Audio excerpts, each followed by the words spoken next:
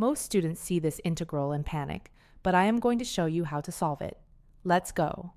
First, we find the antiderivative of the integral from -2 to 2 of x cubed minus 15x squared, dx.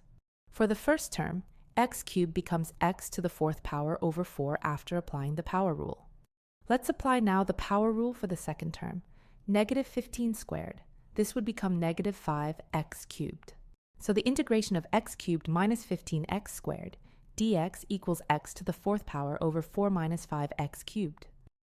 Now, we evaluate the integration from -2 to 2. This is where the fundamental theorem of calculus comes in. Top limit minus bottom limit.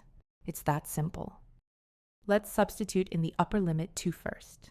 When x equals 2, we get 2 to the fourth power over 4 minus 5 times 2 to the third power equals -36.